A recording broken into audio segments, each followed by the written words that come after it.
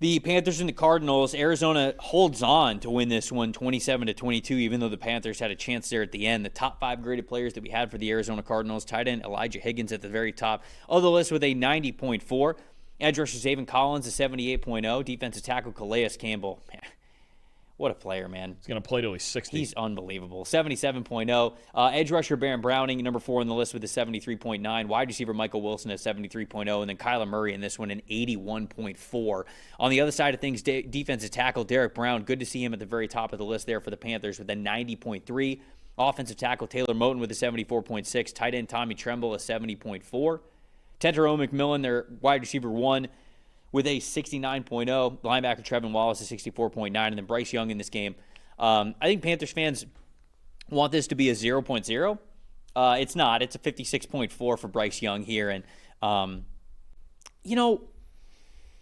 went back and I watched this game. This is not like this was not a big, like, torches and pitchforks game for Bryce Young, in my opinion.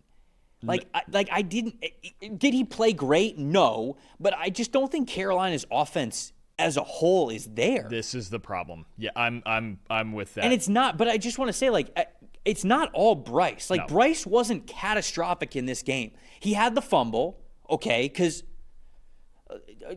let's be real about what the Panthers offense is right now. It is basically an offensive line that two of the players on the interior, Austin Corbett and Robert Hunt, were very poor in this game. And now both of them are hurt for the long term. I'm not saying that makes them better, but both of those guys played very poorly in this game before they got hurt. Corbett's got an MCL tear, so he's going to be out for a long time, probably this season. And then I think he's torn biceps for Robert Hunt, so he's going to be out a long time, probably this season. Those guys were terrible at pass blocking, and the Panthers' offensive line just in general has not been good to start the season. So you have an offensive line that's worse than you thought that it was going to be. You have a wide receiver group where Xavier Legette has not taken that next step at all whatsoever. You traded Adam Thielen. You are starting a rookie, and you're leaning on a rookie very heavily in Tetero McMillan. You have Hunter Renfrow, who, again, was a fringe roster training camp guy who you cut and then brought back. And then Jatavian Sanders at the tight end spot, who is fine, but he hasn't, elevated himself to, okay, now he's top 10, top 5 tight end in the NFL, which you would kind of need him to be right now. And then, let's be honest about Bryce Young. He's short. He has physical deficiencies to play the position. It's difficult for him to see over the line of scrimmage. It's difficult for him to attack over the middle of the field unless he's hanging on to the ball for a while and the offensive line starts to split where he can see over the middle of the field. The fumble is probably a result of the fact that he is a smaller dude. So he's got smaller hands, so you can't grip the football as well. And anytime you get a good punch on it, there's a good chance that it comes out. So he's got those physical deficiencies to him. And then the interception, he's getting hit while he's throwing that ball up in the air, and it's just an absolute duck where they're able to get the football. But then you look at the second half of this game, he's marching this team down the field.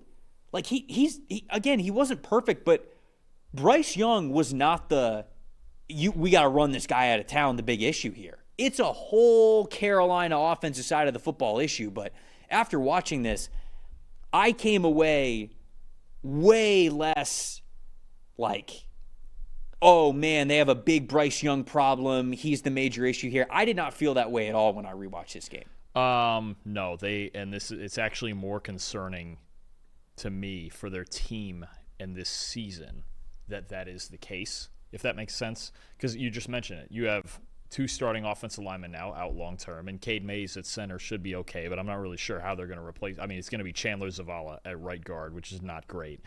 The big thing to me, what did we see the improvement with Bryce Young with at the end of last year? Throwing the ball downfield vertically, all the big-time throws, right? The throws into tight windows, 10-plus yard throws, right?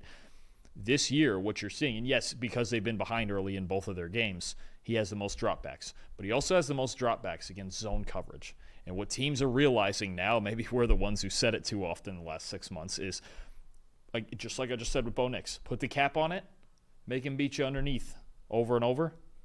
See what he does. Right now, the Panthers on 10-plus yard throws through 2 weeks are 27th in passing grade and 29th in receiving grade. And to your point about Xavier Legette, he was supposed to be, as the first-round pick last year, that guy that opened things up. Tetero McMillan has shown us good things through 2 weeks. He can open things up. Right. But you got teams, especially a team like the Cardinals, that plays so much zone coverage. you've got a team right now in the Panthers that's struggling to make big plays because that's what made him better the second half of last year. Bryce Young has the second most attempts of 10-plus yards so far, 30 of them so far in 2 weeks. 33% completion, second worst in the league. 6.8 yards per attempt, second worst in the league.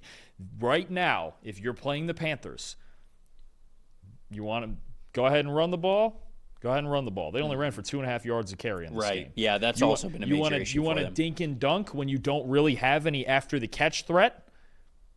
Go ahead. If I'm an opponent against the Panthers right now, and again the Cardinals play a lot of zone coverage anyway, I'm sitting back. I just go, you know what? Go ahead and beat us 4 or 5 yards at a time because you compromised up front and you don't have a ton of downfield. You don't have a ton of speed at running back or really anywhere after the catch. And this is not about even Tetero McMillan. He's been their best offensive player, I think, through 2 weeks. Right. They don't have enough. They don't have people that threaten you within the box and after the catch and with speed underneath. Because right now, last year, the best part of their offense, the second half of the year, was Bryce Young's arm. Teams are not going to let him beat them the same way they did those last 8-9 games of last year. The Cardinals especially, as they're so good at preventing explosive plays, this is going to be a problem for Carolina. They have to start manufacturing offense before they can get back to that. Yeah, I want to make it clear, like, I'm not saying that Bryce is blameless either, but when I went back and I rewatched this, like, Bryce still has some good decisions and some nails throws. I just don't think this Carolina team is what it was sort of touted to be this offseason. Like, I just don't think the offense is nearly as talented as maybe we wanted it to be as that team that's taking the next step. But you mentioned it. Look at the guys. Thielen's gone. Legette's not progressing. Mm-hmm. Coker's out. Right. I mean, they don't have anybody to throw the ball to other than Ted. They're playing Sanders at tight end, and their tight end room is just not great. I hope Sanders can turn into a good player. It feels low ceiling, though. Very. Like between him and Tommy Tremble. Yeah. So, and now you have an offensive line that wasn't playing as good as what we thought. Carolina had like a borderline top 10 offensive line last year, and they started out of the gate not great, and now they have 2 guys who are on IR. So, it's not a great look right now. No, it's not. It's hard for me to look at Carolina's offense and think that the cavalry's coming. And we already knew it was going to be a little bit of time on the defensive side of things, but I didn't think it looked this bad on offense for Carolina, even if I have a lower ceiling expectation of Bryce after his first couple of years in the NFL. The early turnovers obviously killed them. I mean, they're down 10-0 within the first 10 minutes of the game. So, I mean, like, that's going to be a killer, and that's the stat that told the story for me. But overall, I just think it's an offensive talent thing for them right now. Certainly, maybe it looks different. I was going to say, like, maybe it looks different when Coker's out there, but, like... That's the thing. It's not... How much different it's going to look. It's going to look better, It's not Justin Jefferson coming back from an injury. Right. It's Jalen Coker, and he's a good player, but he's not a game-changing, here we come now type of player, you know? It's just they... No, I think this one now, in the next few weeks, is going to be on Dave Canales. He's going to have to find a way to rally this thing. Yeah. Most impressive for me is Calais Campbell. Dude's unbelievable. He set the tone with an early tackle for loss in the first drive, right before that sack fumble, and then he had the sack to end the game on 4th and 15. How old is he? 39? I think he's 39 now, yeah. It's just incredible that you're able to play on the defensive line at 39 years old and play as effectively as he is. He looks juiced up. I mean, like, he looks, not that he's taking steroids, but he looks like he's excited to play the game. He looks like he's got that youthful energy to him. Back home. Yeah, I mean, it's just a really cool story. And so Calais Campbell playing really well. And I think as a veteran on that team has probably been fantastic for that locker room. And I think you can see the new guys on the defensive line flying around. Josh Sweat, Zaven Collins obviously playing well. Some of the guys in the secondary, I know they got banged up.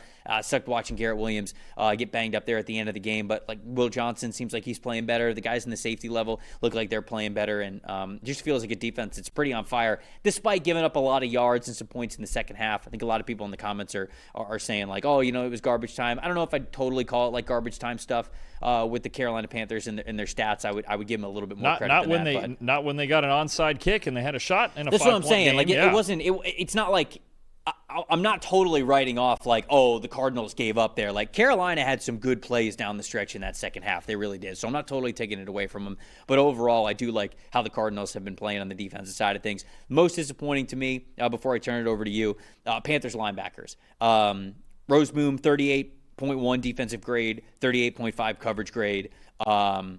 Trevor Wallace, a 58.1 coverage grade. This is when looking at throws over the intermediate, middle, and deep part of the field. That's the stipulation that I had there for those coverage grades. They tried to, I noticed this, like Carolina was playing a lot of, whether they were showing two high or single high before the snap, they were playing a lot of cover 3 buzz, where one of those safeties was buzzing down very quickly to the second level to try to help the linebackers out.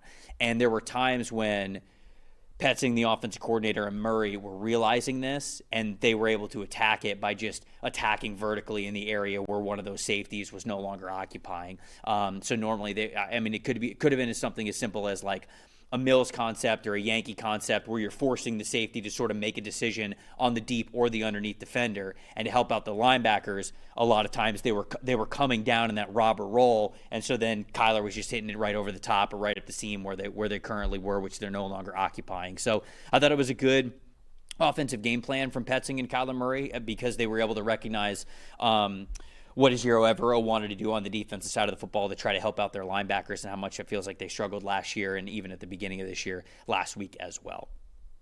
Most impressive, most disappointing. I'll stay on the D-line. At Baron Browning, Zaven Collins, 7 pressures apiece. Browning with an 80 pass rush grade. Collins with a 72. I mean, you talked about it right now, and they have multiple cornerback injuries. Arizona does. Max Melton and Will Johnson, too. They're getting looked at.